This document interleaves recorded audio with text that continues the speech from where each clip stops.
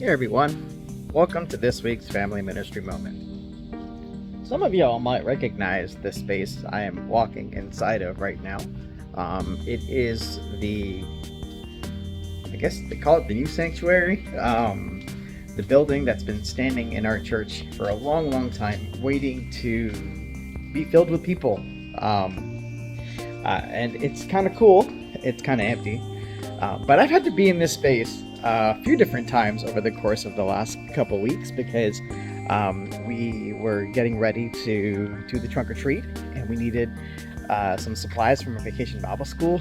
And so I was running in and out of here trying to get some stuff because the youth were doing their haunted hallway and some other things we were doing for that. Because we store a lot of stuff in here. And it's an empty building that has become, as some of us have cutely dubbed it, the $1 million warehouse. But, you know, I look at the space and sometimes I get a little sad because it has so much potential. It's got just this cool wide opening here where the sanctuary is supposed to go someday. It's got all the rooms that I just walked through. It's got all the stuff stored inside of it. It's a really, really cool space, and it's got a lot of opportunity to do something amazing in, and we just haven't done it yet. Well, but that's not what this video is about. I was kind of thinking of it as, you know, a lot of times we are like this. We have empty spaces. We've got ability and opening in our lives to do something. Our minds are open, right? And what you put in your mind and in your heart determines how you feel, determines what you put out, determines how you relate and connect to others, and what you take in really affects that, you know. And I was thinking about all the stuff that's stored in here, and you know, we may not have people in here yet, but there's a lot of stuff in here. And what's really cool about that is that we've been able to store things for a rainy day. We've been able to store supplies for our different ministries and different opportunities. And honestly, some of the coolest things I've seen in here is the fact that people have written stuff on the walls. And it's been, I know you're reading this probably backwards. I'll try to flip it in the video if I don't, but there's really cool things on the walls, and it's dreams and wishes from people that they were hoping that amazing things would happen. And I feel like a lot of times that's what we're like. We have these hopes, we have these dreams, we have these wishes that we would hope would happen in our lives, and they don't always come to pass. And sometimes we can wait forever for our dreams and our wishes to come to pass. But there's an imprint on us that happens throughout our lives for the things we want to happen.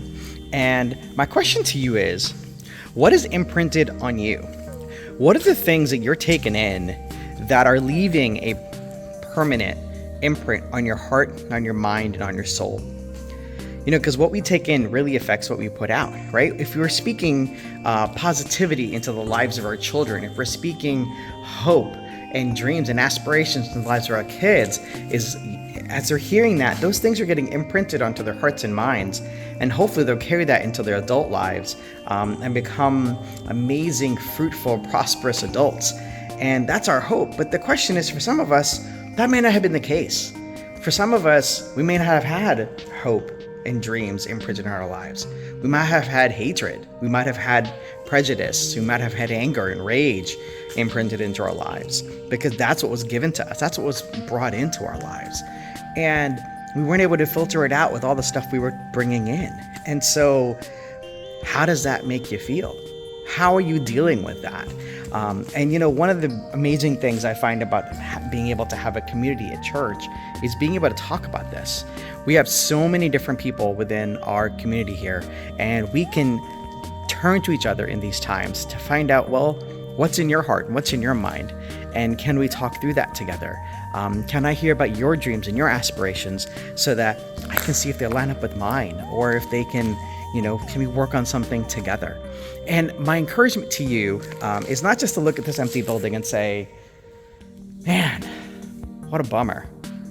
But look at this building and say, wow, it's got amazing potential, and it's got hopes and dreams and built it inside of it and written inside of it. Like this one right here, it says, with God, all things are possible. And I truly believe that with God and the community that God has created for us, all things are possible, for me and for you. And so my encouragement to you is, let's get together as a community and figure out how we can make each other better, how we can improve each other's relationships with each other and with God, because that's our role, right? I had this amazing youth leader years ago share to me that our job as ministers is to introduce people to Jesus. We're spiritual matchmakers. Our role is to help them have a handshake agreement with Jesus and understand who people are. But it's on people to then grow that relationship deeper. So are you helping your relationship with Jesus get deeper? And how can we as a church help you do that?